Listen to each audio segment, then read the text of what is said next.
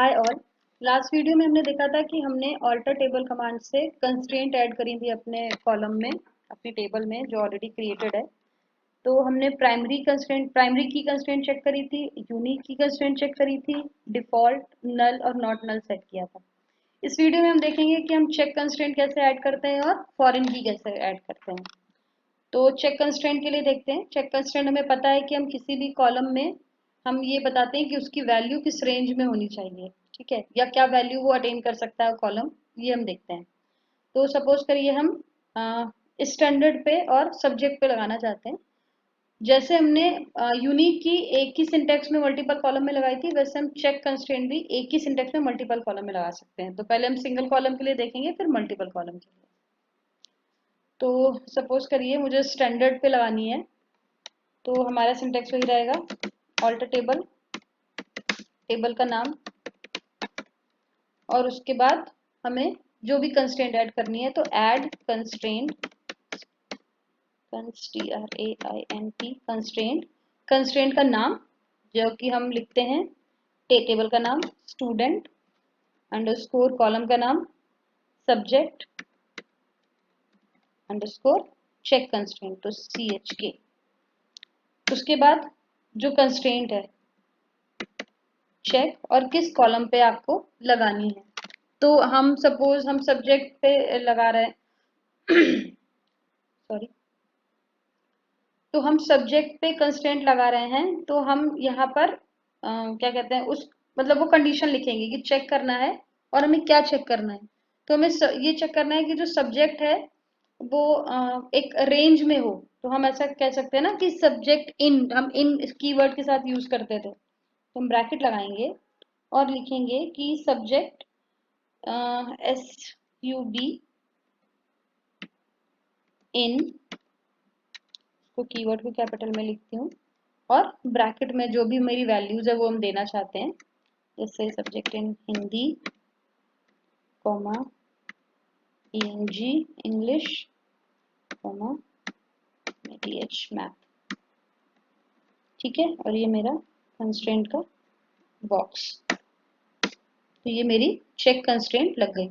अब ये कैसे हम चेक करेंगे, ये हम वैल्यू एंटर करके चेक कर सकते हैं, इंसर्ट इनटू रिकॉर्ड करके हम ये चेक कर सकते हैं। मेरी क्वेरी ओके है तो मतलब चेक कंस्ट्रेंट लग गई है। अब अगर हमें ये चेक कंस्ट्रेंट डिलीट करनी है तो हमें क्या करना पड़ेगा, इसके लिए ड्रॉप चेक करना पड़ेगा। तो हम लिखेंगे alter table students drop check, और जो हमने चेक कंस्ट्रेंट का नाम दिया था वेरिएबल नेम, ये ठीक है, इसको हमने कॉपी कर लिया और यहाँ पर इसको हमने पेस्ट कर दिया। सॉरी, पार्डन मी, कंस्ट्रेंट है मेरी अंडरस्कोर SUB अंडरस्कोर CHK1 या CHK है सर, सेमीकोलन। जो मेरी क्वेरी ओके मतलब मेरी ये कंस्ट्रेंट डिलीट हो चुकी है, ठीक है।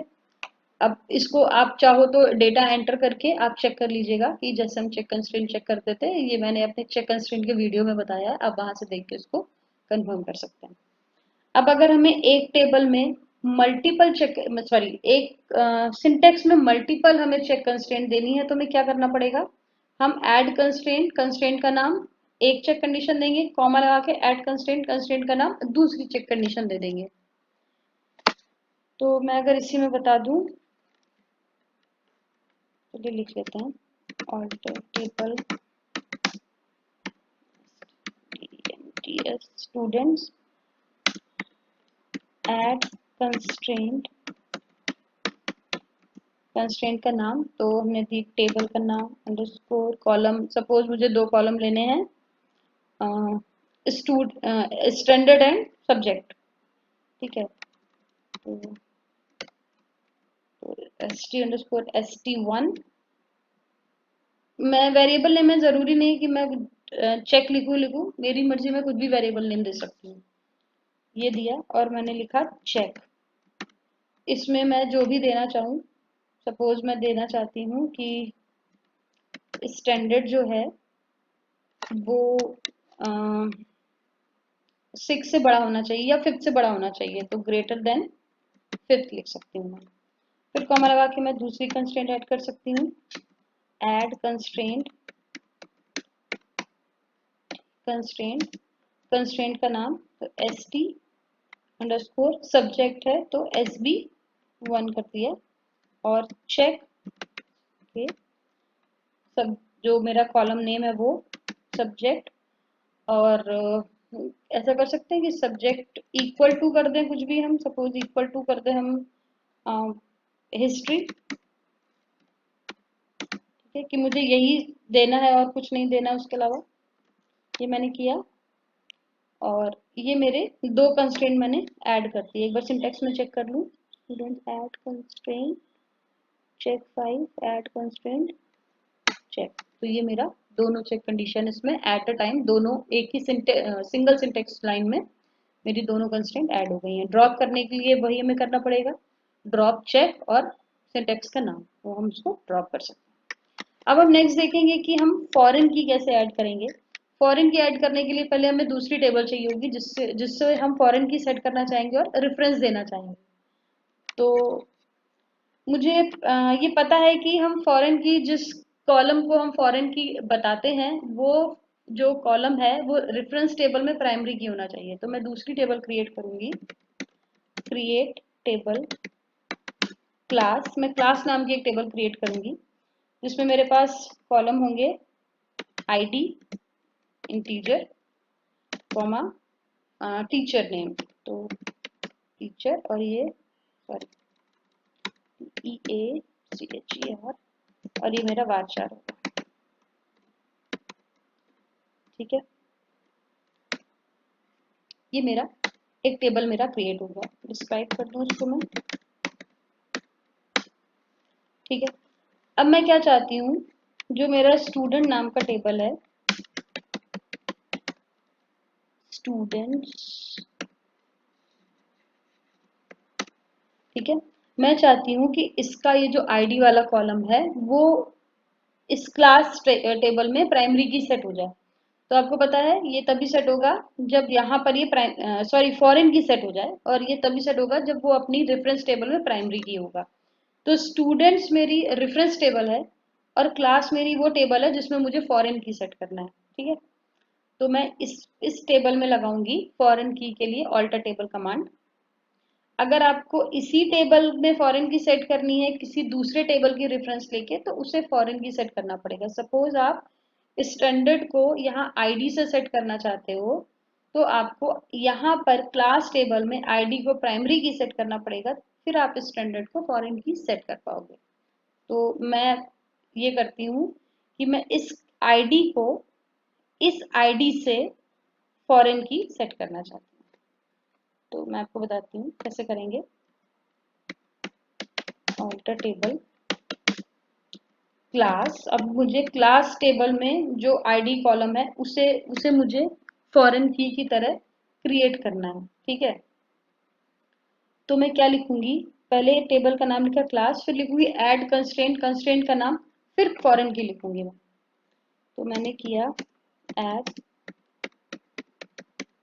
कंस्ट्रेंट, कंस्ट्रेंट का नाम जो मैं देना चाहूँ, तो मेरी टेबल का नाम है क्लास अंडरस्कोर आईडी पे लगाना चाहती हूँ मैं, ठीक है, और इसको 1 कर दिया। फिर मुझे क्या करना है, फॉरेन की ऐड करना है, ठीक। तो मैं लिखूंगी फॉरेन की, FOREIGN स्पेस की, किस कॉलम को करना चाहती हूँ, आईडी को करना चाहती हूँ, क्लास टेबल में जो आईडी है, और रेफरेंस किसका देना चाहती हूँ, रेफरेंसेस, स्टूडेंट टेबल का रेफरेंस देना है मुझे, ठीक है, STUDENTS, और उसके आईडी नाम का जो कॉलम है उसका रेफरेंस देना है। कोइंसिडेंटली मेरे दोनों कॉलम नेम सेम है, आप डिफरेंट डिफरेंट भी रख सकते हैं, मैंने फॉरेन की वाले वीडियो में ये डिस्क्राइब किया है। और इसको मैंने क्लोज किया और एंटर किया। अब मैं अपनी क्लास को डिस्क्राइब करती हूँ। तो देखिए ये आईडी मेरी फॉरेन की सेट हो गई है, तभी यहाँ पे MUL लिख के आ रहा है। अगर इसको आपको ड्रॉप करना है तो आपको सिंपली ऑल्टर टेबल, टेबल का नाम, ड्रॉप फॉरेन की और कंस्ट्रेंट का नाम देना पड़ेगा।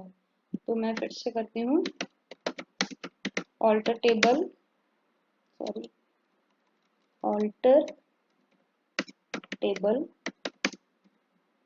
क्लास, उसके बाद मुझे करना है ड्रॉप फॉरेन की, तो मैं करूंगी ड्रॉप फॉरेन की, FOREIGN फॉरेन की, और उसके बाद जो कंस्ट्रेंट का नाम है, कंस्ट्रेंट का नाम मेरा ये था, ठीक है, CL_ID1, CL_ID1 और दैट्स इट, और मैंने इसको डिलीट कर दिया। तो यहाँ से ये मेरा फॉरेन की इस पे अप्लाई हो गया, इसको ड्रॉप करने के लिए मैंने इसको यहाँ से ड्रॉप कर दिया है, ठीक है। तो इस तरीके से हम अपनी कमांड्स को यहाँ पर ऐड कर लेते हैं, अपनी जो कंस्ट्रेंट है डिफरेंट डिफरेंट वो हम यहाँ पर लगा सकते हैं टेबल क्रिएट करने के बाद। आप इसका एक जो मैंने प्रैक्टिस सेट दिया था आप उसमें भी ये सारे चीजें कर सकते हैं, और डेटा ऐड करने के बाद भी कर सकते हैं, बट आपको ध्यान रखना पड़ेगा कि डेटा टाइप चेंज नहीं होना चाहिए, नहीं तो वो एरर देगा आपको। तो आप इसकी प्रैक्टिस करिएगा, मिलते हैं हम लोग नेक्स्ट वीडियो में, बाय बाय।